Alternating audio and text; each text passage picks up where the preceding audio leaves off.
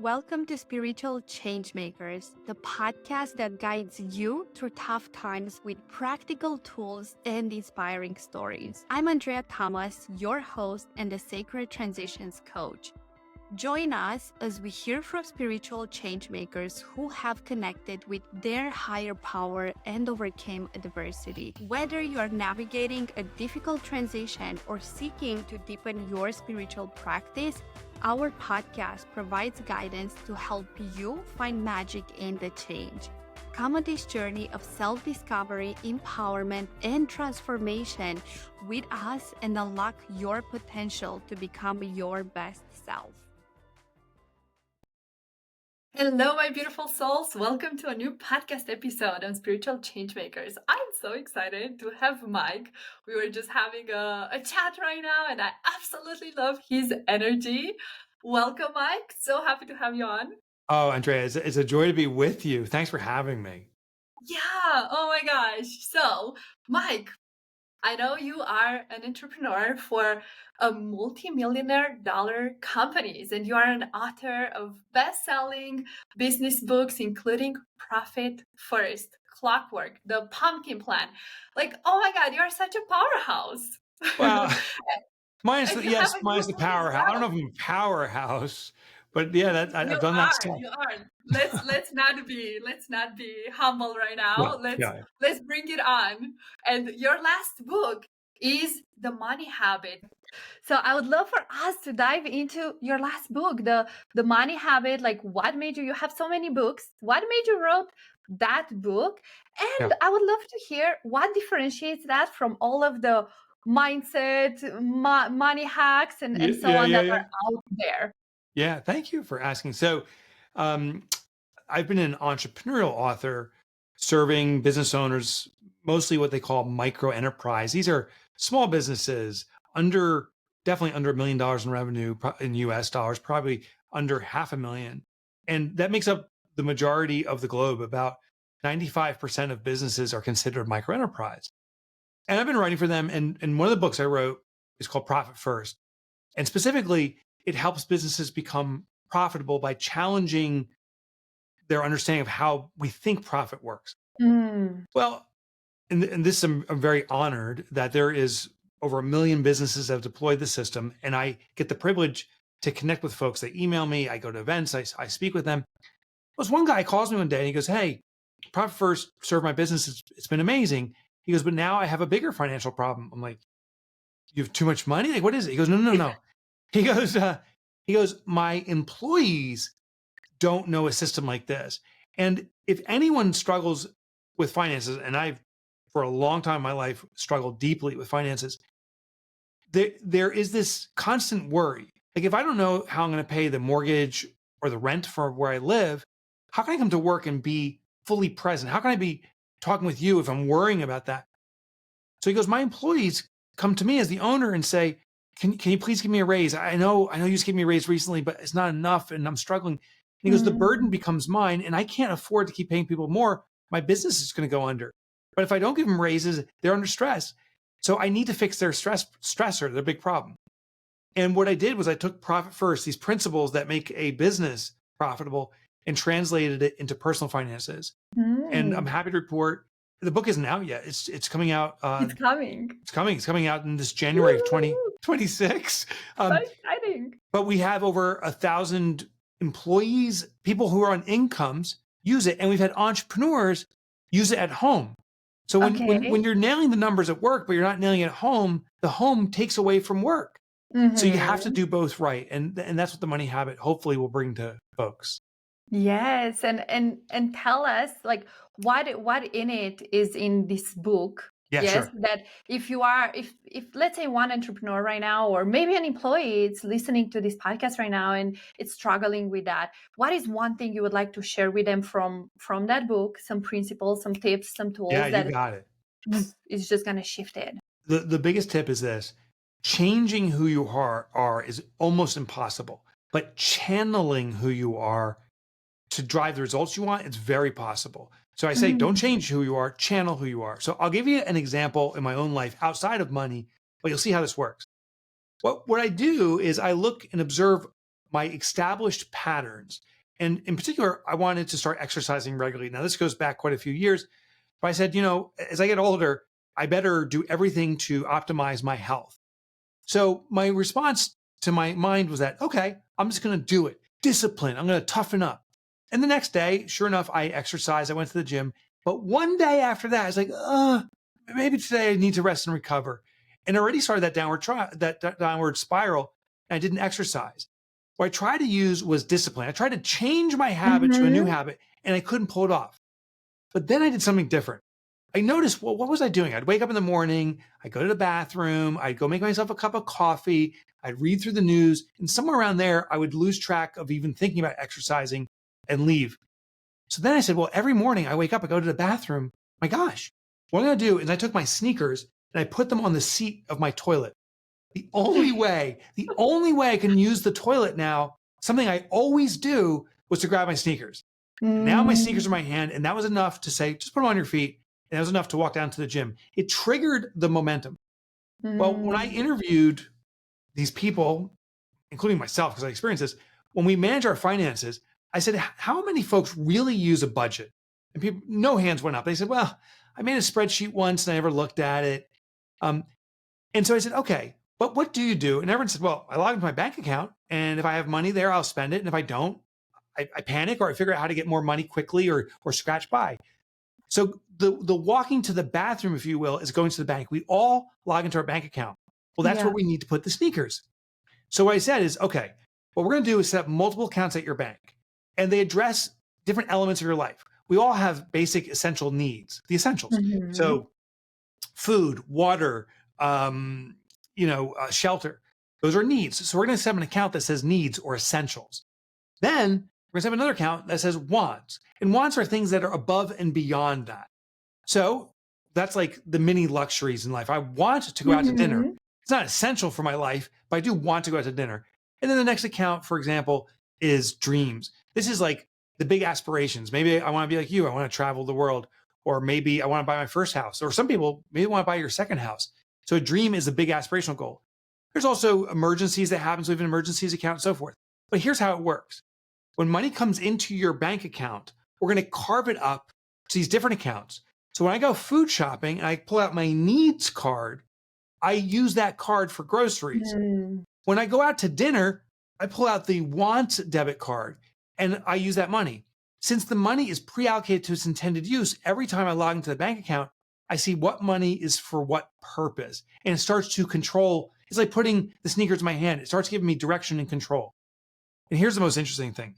I found that financial freedom or financial independence first comes with clarity. First, you have to have clarity. What do I really have available?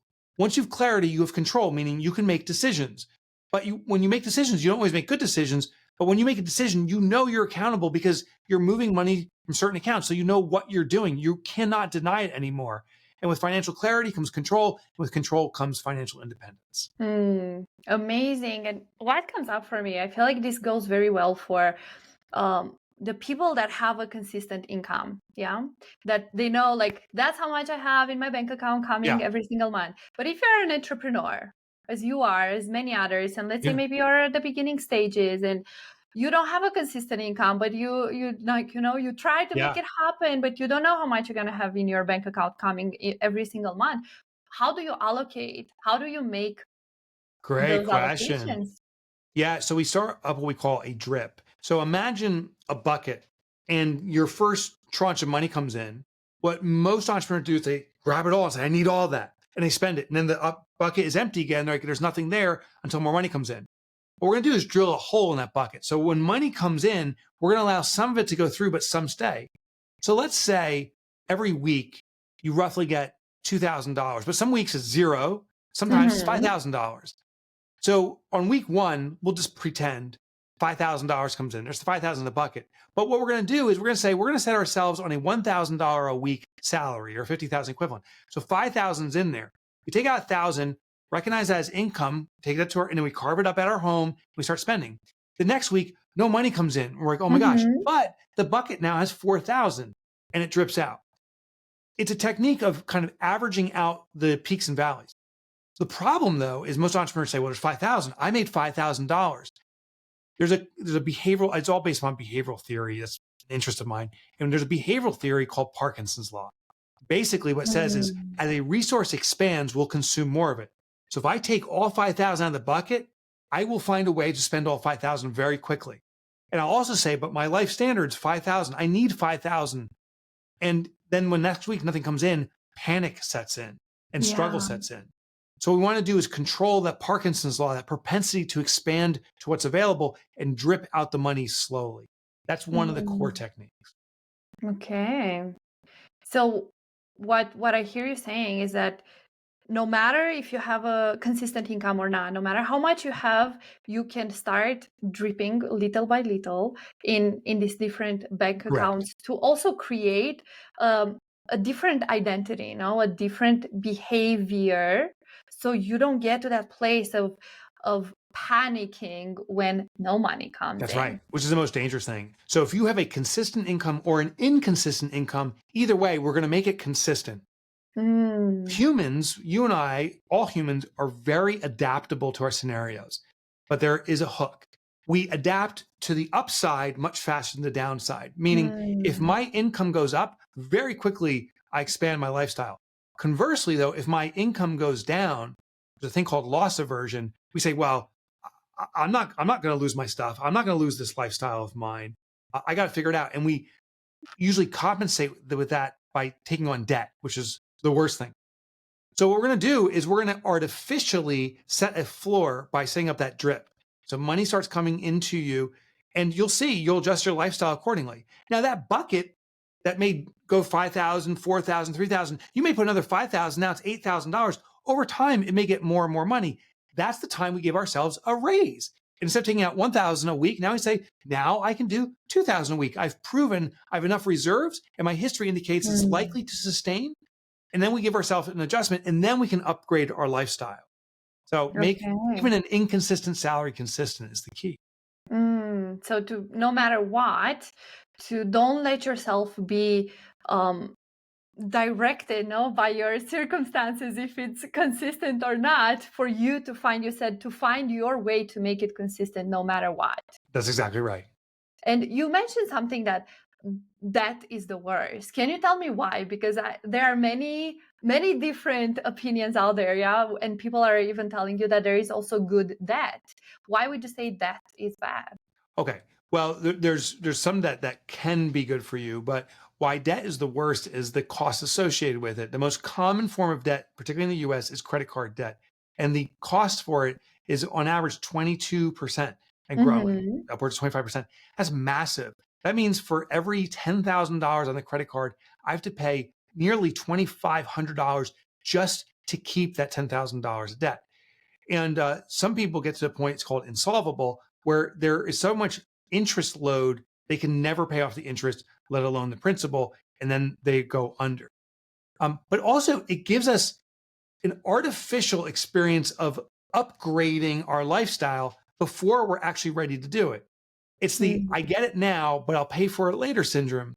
And the problem is we haven't established the proper discipline or process to live off of that higher lifestyle because we don't have enough money coming in. So it's this weird, almost like reward effect. And then there's this guilt after the fact saying, oh my God, I have this debt. How am I going to handle this? And then the only way to overcome that guilt is saying, well, I deserve a little treat. Let me spend on the credit card again. And there's this momentary expansion of relief because I've rewarded myself. And then 30 days later, a bill comes and I say, gosh, I'm in a deeper hole. So it starts this awkward downward spiral. And I'm not totally anti-credit card, but credit card companies are designed to keep you addicted. It's funny when people say, I can't give up my credit cards, I'm getting points. Trust me, the credit card company is making more money off of you than they're giving you in points. They are taking advantage of you. And sure, if you have the ability and discipline to pay off all of your credit card debt every time a bill comes, you're going to win from points. But they know most people won't do that. I worked with a business that said you can buy an appliance and they'll give you the appliance for 6 months interest-free. And so I said, oh, how do you afford that? They say, oh, it's real simple. Almost no one pays it off in time. So while we give it interest-free, we know that 90% of people are going to go past and default on that. And then we can start charging 25% interest. So it's not interest free because Wow. people don't have the discipline. And so Yeah. I challenge people, learn to channel your habits, to live a life standard that is within your means, take control over that, and then expand your lifestyle once you have control. One last Mm. story.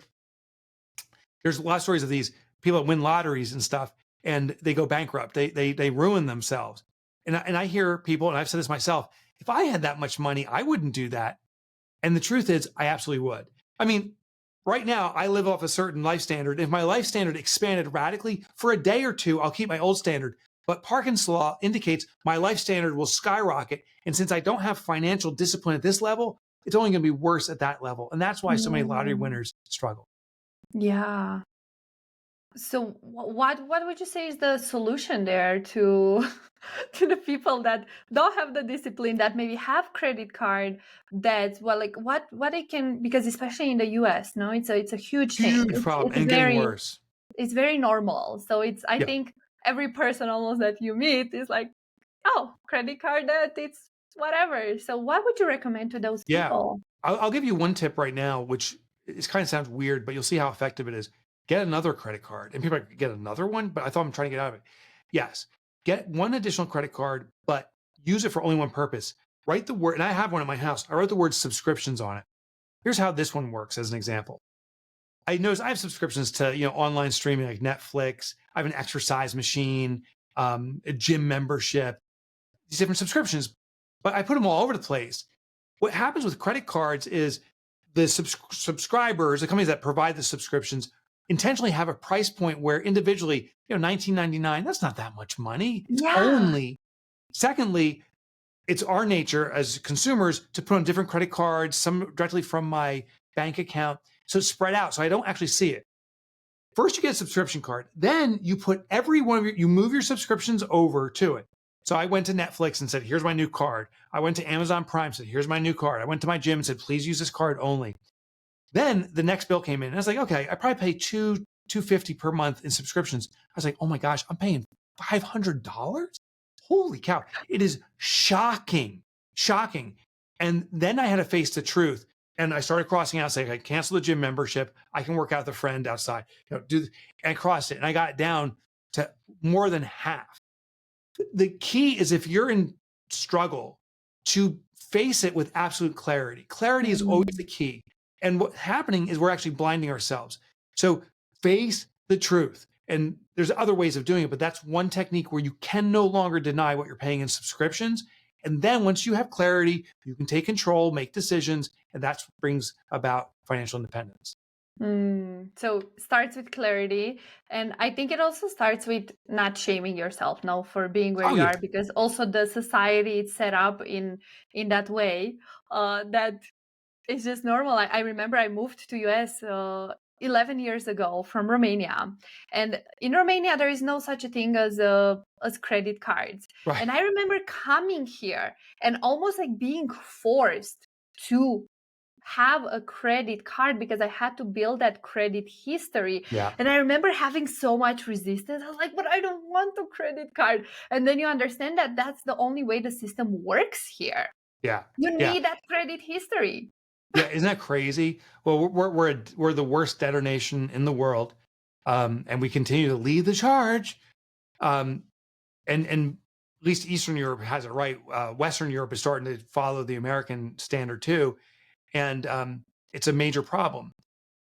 The key is, what you said, is not to have shame, but the key is not to be ignorant anymore either. How people avoid shame, there's a cognitive dissonance. I did something and it was wrong. So now there's a cognitive dissonance. The best way, or one way to resolve it, is let me just ignore it. And that way, if I don't see it, maybe it's invisible and I'll forget about it. Well, that works in the moment until there's absolute collapse. So what we're going to do, instead of ignoring it, is we're going to be totally clear on what's there in front of us. Once you're aware of it, you can take control. So as I was writing this book, I was interviewing people, and this one fellow had debt. And I said, how much do you have? He's like, I think it's about 10 or 15,000. Well, we went through the process. He only had 7,000, which is not usually the case. Usually it's more than you think. It's more than, actually had yeah. less. He's like, I can't believe it. I said, okay. But now we have clarity. Then we said, let's take an action plan. And what we did is we went through each line of debt and we found a way to eradicate it. We use two techniques. One is a technique that was created originally by B.F. Skinner, and it's basically small wins trigger great momentum. It's been modernized. It's in Atomic Habits. It's in financial books like the Snowball Method. It's out there. But basically what you do is you sort your debt from the smallest dollar amount to the biggest dollar amount. And the reason we do that is we want to get the smallest ones out first because it's the easiest. The reason we want to do that is we get to feel those early wins. Humans are very driven to avoid pain and gain pleasure. So wipe out a few small debts. But if you continue that debt snowball process, the larger debts that are often very high interest rates could bury you. So in the beginning, we want early wins, but then we want to move to a logical system, which is take care of the debts that are the most expensive. It's called a debt avalanche.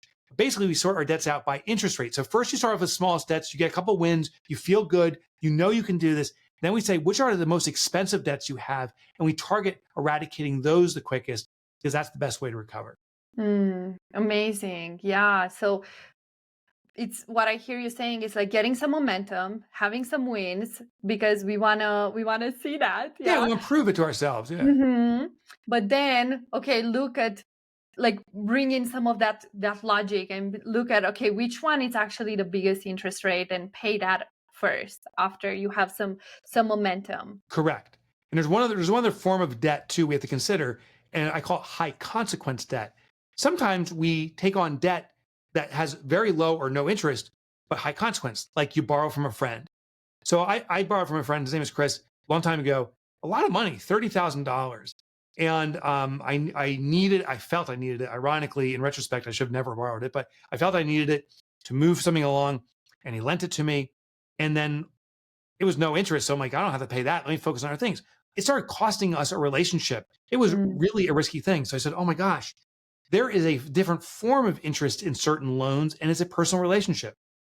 First of all, you address that through communication. So I called him and said, Chris, I am sorry. I've been ignoring this, not because I want to, but I didn't think it really cost anything. But now I realize it's costing you. You lent me this money. I'm on the program to pay you back. I said, I can't do it all at once, but I'm going to start doing pieces and I will report consistently. So I started chipping away at it. And I did have some other debt, but the relationship with Chris was even higher priority than certain forms of debt. So he got in the list a little bit higher and I moved that forward. I'm proud to report Chris and I have an extraordinary relationship today, in part because of the communication. And he was so great at how much he appreciated it.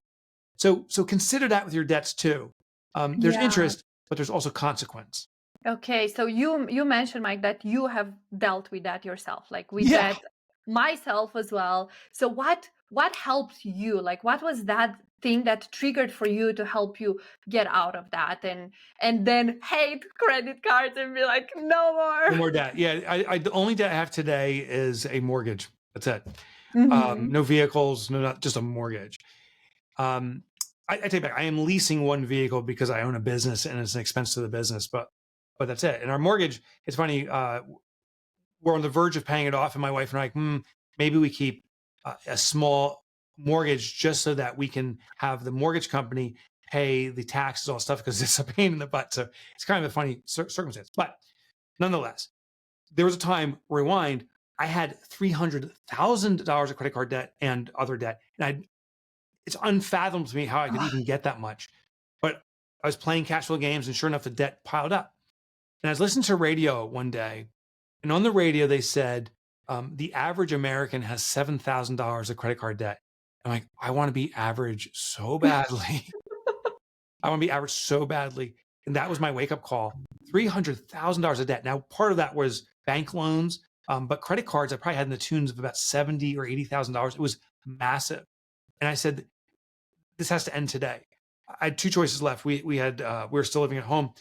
Our home, we could move in with my parents, and I'm in my 30s now, and I have children, or I can admit how bad this is and how badly I'm treating this and get real with it.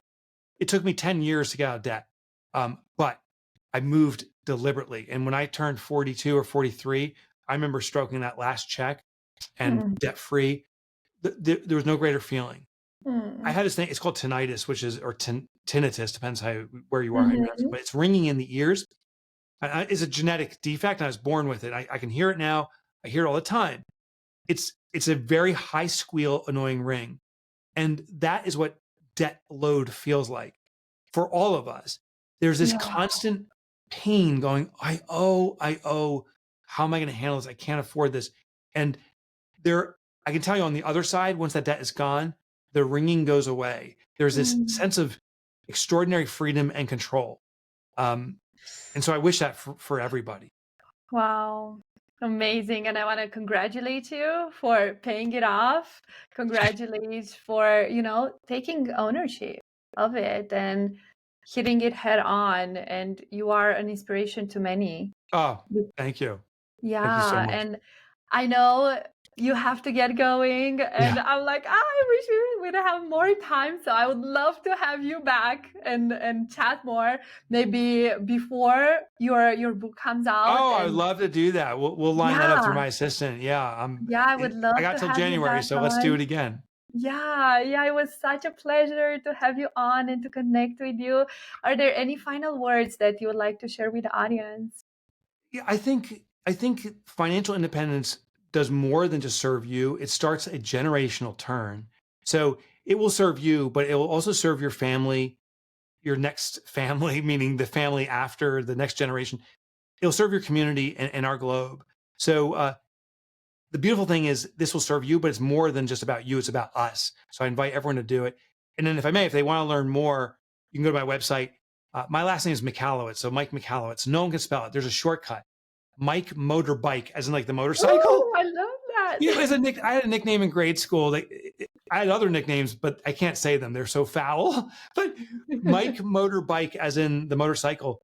Go there, check it out, and you'll see the book is there, and you can get free chapter downloads.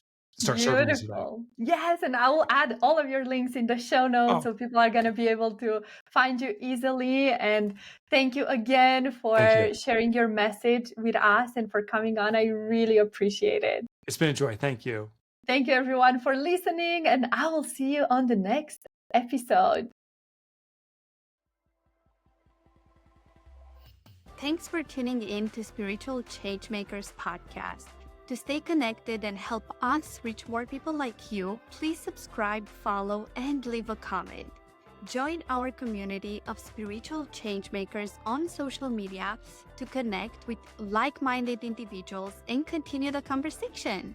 Remember, the power to create positive change is within you. Keep showing up as your best self, and let's keep the magic of change alive. Until next time.